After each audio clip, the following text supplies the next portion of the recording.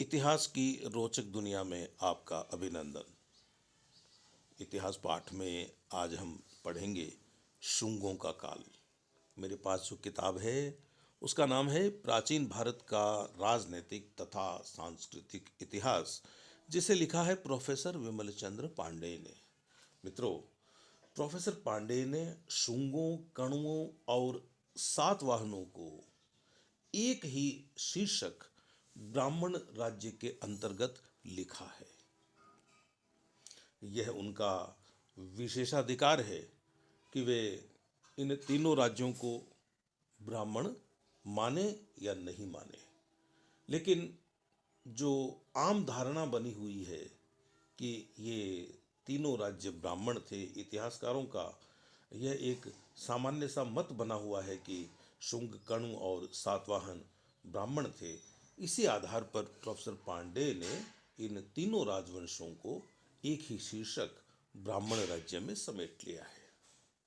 अनेक साक्ष्यों से प्रकट होता है कि अंतिम मौर्य सम्राट बृहद्रथ को उसके सेनापति पुष्यमित्र ने मार डाला था और उसके बाद शुंग वंश की स्थापना की थी। प्रमुखतया पुराणों में यह उल्लेख मिलता है कि सेनापति पुष्यमित्र ने बृहद्रथ को मार डाला था। पुष्यमित्रस्तु सेनानी समृद्धत्य बृहद्रथम। वायु पुराण बृहद्रथ के स्थान पर बृहदश्व का नाम लेता है। इन दोनों नामों को एक ही व्यक्ति का नाम मानना चाहिए। हर्षचरित में इस घटना का और अधिक स्पष्ट उल्लेख मिलता है। उसके अनुसार, यानी हर्षचरित के लेखक के अनुसार, मौर्य बृहद्रथ प्रज्ञा दुर्बल शासक था, यानी दुर्बुद्धि शासक था। एक बार जब वह अपनी सेना का निरीक्षण कर रहा था, तब उसके सेनानी पुष्यमित्र ने उसकी हत्या कर डाली। अपनी संपूर्ण सेना के सम्मुख ही राजा की हत्या कुछ विशेष महत्व रखती है। प्रतीत होता है कि इस हत्या के पीछे एक पूर्व निर्धारित योजना थी। अशोक की बौद्ध नीति ने सैनिक दृष्टिकोण से देश को नितांत निर्बल बना दिया था। परिणाम यह हुआ कि उसकी मृत्यु के पश्चात ही देश के चतुर्दिक विपत्ति के बादल मंडराने लगे। मौर्य साम्राज्य के अधीनस्थ राज्य ने अपनी स्वतंत्रता घोषित करनी प्रारंभ कर दी। मौर्य साम्राज्य के अधीनस्थ राज्यों ने अपनी अपनी स्वतंत्रता घोषित करनी प्रारंभ कर दी। उधर विदेशी आक्रमणकारी भारतवर्ष की उत्तरी पश्चिमी श्रृंखला को खटखटाने लगे।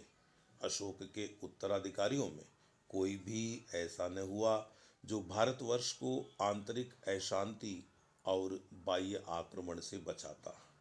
राजनीतिक अस्थिरता ने धर्म और संस्कृति के सबल आधारों को भी हिलाना प्रारंभ कर दिया। जिस समय भारतवर्ष इस संकटापन्न और संशयात्मक परिस्थिति से गुजर रहा था और जिस समय उसका पतन एवं पराभव अवश्यंभावी प्रतीत हो रहा था, उसी समय देश में एक महान क्रांति हुई जिसने भारतवर्ष के इतिहास की दिशा को ही मोड़ दिया। मित्रों, किसी बड़ी घटना को, या कह लीजिए कि किसी क्रांति जैसी घटना को कोई पुस्तक का लेखक महान बताता है, तो निश्चित रूप से वह यह मानता है कि महान ही हुई होगी क्रांति। हमें जब इस तरह के शब्द मिलें, महान क्रांति, महान आंदोलन, महान घटना, महान परिवर्तन, तो हमें एक बार देख लेना चाहिए कि पुस्तक को लिखने वाला व्यक्ति कौन है, यह अवधारणा प्रकट करने वाला व्यक्ति कौन है, उसकी पृष्ठभूमि क्या है। यह क्रांति थी अहिंसात्मक बौद्ध नीति के पोषक अशोक के वंशज अंतिम मौर्य नरेश बृहद्रथ की हत्या और शस्त्र तथा शास्त्र के उचित सामंजस्य का प्रतिपादन करने वाले ब्राह्मण धर्म के पुनरुद्धारक शुंग वंश के नरेश पुष्यमित्र का सिंहासनारोहण। बड़ा लंबा और क्लिष्ट वाक्य लिखा है, आलंकारिक वाक्य लिखा है प्रोफेसर पांडेय ने। ब्राह्मण देश के व्यवस्थापक थे, अतः अंतिम मौर्य नरेशों के शासनकाल की कुव्यवस्था को देखकर वे क्षुब्ध हो उठे। पांडेय महोदय आगे लिखते हैं, वर्णाश्रम धर्म की प्रतिष्ठा के लिए, भारत की संस्कृति, सभ्यता और सुरक्षा के लिए उन्होंने स्वयं शस्त्र धारण किए। ब्राह्मण पुष्यमित्र शुंग का प्रधान सेनापतित्व इसी परिस्थिति की ओर संकेत करता है। मित्रों, बार बार पुष्यमित्र को ब्राह्मण कहना मुझे तो नहीं रुच रहा। पुष्यमित्र पुष्यमित्र को हम एक योद्धा मानेंगे, हम उसको हम उसको वीर मान सकते हैं, हम उसको क्रांति का नायक मान सकते हैं, लेकिन क्या इन नायकों पर हम ब्राह्मण, क्षत्रिय, वैश्य या शूद्र जैसे नामों का आरोपण करेंगे और बार बार करेंगे? इस बारे में एक इतिहास के अध्येता को सोचना चाहिए। उसके अतिरिक्त यदि उसकी सेना में अन्यान्य बहुसंख्यक ब्राह्मण सैनिक विद्यमान रहे हों तो कोई आश्चर्य की बात नहीं। कम से कम इतना तो निश्चित है कि मौर्य सेना सम्राट बृहद्रथ से असंतुष्ट थी। मौर्य सेना सम्राट बृहद्रथ से असंतुष्ट थी। सेनापति पुष्यमित्र ने उसे अपनी ओर मिला लिया था और एक दिन सैन्य निरीक्षण के निमित्त अपने प्रज्ञा दुर्बल स्वामी बृहद्रथ को आमंत्रित करके संपूर्ण सैनिकों के समक्ष ही उसकी हत्या कर डाली। सैनिकों के समक्ष सेनापति द्वारा नरेश की हत्या और सैनिकों का मौन रह जाना एक सोचने समझने वाली बात है। उसके बाद सेनापति का सिंहासनारोहण हो जाना कोई आकस्मिक घटना नहीं थी। यह एक पूर्व निर्मित योजना के परिणाम स्वरूप घटी घटना थी। बृहद्रथ की हत्या के पीछे बौद्ध धर्म के विरुद्ध ब्राह्मण धर्म का विद्रोह काम कर रहा था। विपथ क्षत्रिय वर्ग के विरुद्ध व्यवस्थापक ब्राह्मण धर्म की योजना काम कर रही थी। मनु ने धर्म की रक्षा के लिए ब्राह्मणों के शस्त्र धारण करने की अनुमति दी है। प्रोफेसर पांडे ने मनु का वह उद्धरण भी दिया है जिसमें वे ये बात कहते हैं कि जब क्षत्रिय वर्ग विरुद्ध हो जाए व्यवस्था के तो ब्राह्मणों को शस्त्र उठा लेने चाहिए। इसकी शायद उन्हें जरूरत महसूस हुई होगी यहाँ मनु स्मृति को उद्धृत करने की, तभी उन्होंने ऐसा लिखा होगा। पुष्यमित्र और उसके वंशजों अग्निमित्र, वसुमित्र आदि के नामों के अंत में मित्र शब्द को जुड़ा हुआ देखकर श्री हर प्रसाद शास्त्री ने प्रारंभ में यह मत प्रस्तुत किया था कि ये राजा पारसिक थे और मित्र यानी सूर्य की उपासना करते थे। प्राचीन पारसिकों में मित्र की उपासना का बड़ा प्रचार था। कालांतर में शास्त्री महोदय ने अपने मत का स्वयं परित्याग कर दिया और पुष्यमित्र को ब्राह्मण घोषित किया। दिव्यावदान पुष्यमित्र को मौर्य कहता है, परंतु यह स्पष्टतया दिव्यावदान के लेखक की भूल है। भूल से ही उसने मौर्य राजाओं की सूची में पुष्यमित्र की गणना कर ली है। पुष्यमित्र की जाति के विषय में जो साक्ष्य उपलब्ध होते हैं वे उसे ब्राह्मण घोषित करते हैं। मालविकाग्निमित्र पुष्यमित्र शुंग के भाई अग्निमित्र शुंग को बैंबिक वंशीय बताता है। मालविकाग्निमित्रम में पुष्यमित्र शुंग के भाई अग्निमित्र शुंग को बैंबिक वंशीय बताया गया है। कुछ विद्वान बैंबिक वंश को बिंबिसार के वंश से संबद्ध करते हैं, परंतु इसके लिए कोई विश्वसनीय साक्ष्य उपलब्ध नहीं है। फिर भी यह प्रश्न उठता है कि आखिर बैंबिक वंशीय थे कौन? बोधायन सूत्र के अनुसार बैंबिक कश्यप गोत्रीय थे। यह गोत्र ब्राह्मणों का था, अतः शुंग कश्यप गोत्रीय ब्राह्मण सिद्ध होते हैं। इस मत की पुष्टि हरिवंश से होती है। हरिवंश एक औदिभज्य काश्यप ब्राह्मण सेनानी का उल्लेख करता है जिसने कलयुग में अश्वमेध यज्ञ किया था।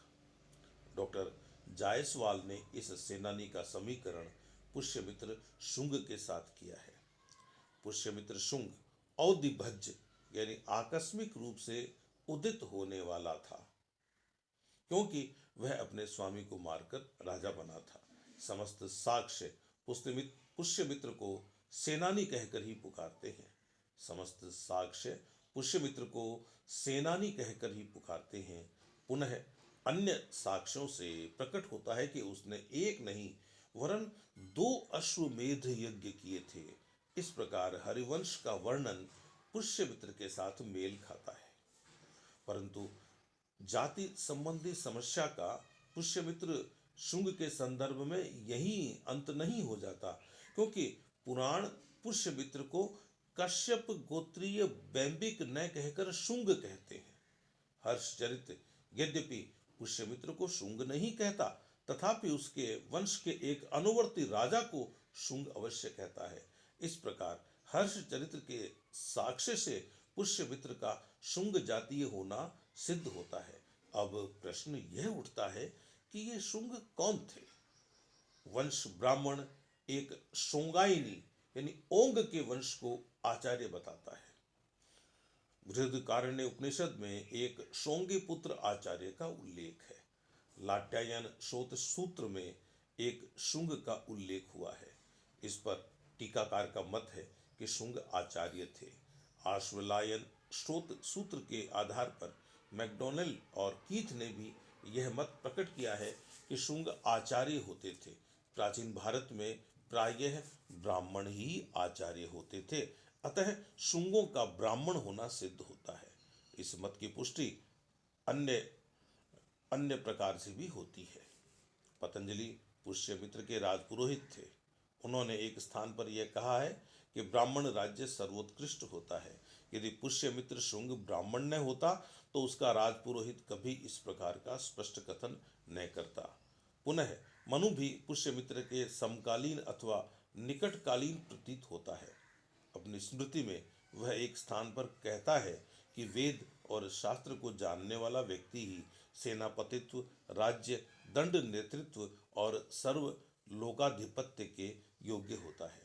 यह मत प्रकट करते समय कदाचित मनु की दृष्टि ब्राह्मण सेनानी एवं नरेश पुष्यमित्र की ओर थी। वेद शास्त्र का सम्यक अध्ययन व्यावहारिक रूप में ब्राह्मण ही करते थे, अतः इस उल्लेख से मनु के समकालीन अथवा निकटकालीन पुष्यमित्र का ब्राह्मण होना ध्वनित होता है। यही नहीं, तिब्बती लेखक तारानाथ पुष्यमित्र को ब्राह्मण बताता है, परंतु इस बात का कोई प्रमाण नहीं है कि शुंग प्रारंभ में मौर्यों के पुरोहित थे और अशोक के यज्ञों के बंद किए जाने के पश्चात उन्होंने ब्राह्मण धर्म छोड़कर क्षत्रिय धर्म अपना लिया था। पाणिनि और आश्वालायन सूत्र के अनुसार शुंग भारद्वाज गोत्रीय थे। पाणिनि और आश्वालायन सूत्र के अनुसार शुंग भारद्वाज गोत्रीय थे। भारद्वाज गोत्र ब्राह्मणों का था। इससे भी पुष्यमित्र शुंग का ब्राह्मण होना सिद्ध होता है। सामान्यतः पुष्यमित्र की जाति के विषय में निम्नलिखित मत प्रस्तुत किए जाते हैं। जैसे पुष्यमित्र पारसिक था, आज इस मत को कोई नहीं मानता। पुष्यमित्र मौर्य था, यह दिव्यावदान के लेखक की भूल है। पुष्यमित्र काश्यप गोत्रीय बैंबिक ब्राह्मण था, यह मत प्रमुखतया राय चौधरी का है। वे बैंबिक शब्द की व्युत्पत्ति बिंबिक पौधे या बरहुत के लेखों में उल्लिखित बिंबिका नदी से करते हैं। बीपी सिन्हा का मत है कि काश्यप शुंगों का गोत्र था और बैंबिक उनका कुल नाम था। पुष्यमित्र भारद्वाज गोत्रीय शुंग ब्राह्मण थे, यह बात भी कहने वाले कुछ लोग हैं। पुराणों के अनुसार मौर्य वंश ने 137 वर्ष तक राज्य किया था। चंद्रगुप्त मौर्य के सिंहासनारोहण की तिथि सामान्यतः 322 ईसा पूर्व स्थिर होती है, अतः मौर्य वंश का अंत 185 ईस्वी के लगभग हुआ होगा। यही तिथि पुष्यमित्र शुंग के सिंहासनारोहण की भी सामने आती है। थेरवली के लेखक मेरुतुंग के अनुसार मौर्यों ने केवल 108 वर्ष राज्य किया और पुष्यमित्र शुंग ने 30 वर्ष तक। इस प्रकार ऐसा प्रतीत होता है कि इस लेखक ने 137 वर्ष के मौर्य काल को 108 वर्ष और 30 वर्ष के 2 भागों में बांट दिया है। अनुमानतः पुष्यमित्र मौर्य शासनकाल में ही 30 वर्ष तक अवंती में अधीन शासक के रूप में राज्य करता रहा था। वह नाम मात्र को ही मौर्य साम्राज्य के अधीन था। व्यावहारिक रूप में वह मौर्य साम्राज्य की निर्बलता का लाभ उठाकर स्वतंत्र प्राय हो चुका था। मेरुतुंग प्रमुखतया अवंती नरेशों की तालिका देता है, अतः उसने अवंती के स्वतंत्र गवर्नर पुष्यमित्र के नाम का भी उल्लेख किया है। पुराणों का कथन है कि पुष्यमित्र ने 26 वर्ष तक राज्य किया था, अतः उसकी मृत्यु 148 ईसा पूर्व के लगभग हुई होगी, परंतु वायु पुराण और ब्रह्मांड पुराण के कथनानुसार उसने 60 वर्ष तक राज्य किया। ऐसा प्रतीत होता है कि इन पुराणों ने पुष्यमित्र शुंग का 30 वर्ष का वह काल भी जोड़ दिया है, जो वह मौर्य साम्राज्य के अधीनस्थ अवंती में गवर्नर के रूप में शासन करके उसने बिताया था। जैसा कि हम जानते हैं, उसकी अधीनता नाम मात्र की ही थी, व्यावहारिक रूप में वह स्वतंत्र था। इसी से पुराणों ने यह भूल की है। तो मित्रों, यह था आज का इतिहास पाठ। शुंगों को लेकर हम अगली बार फिर मिलेंगे। तब तक के लिए अनुमति दीजिए। नमस्कार।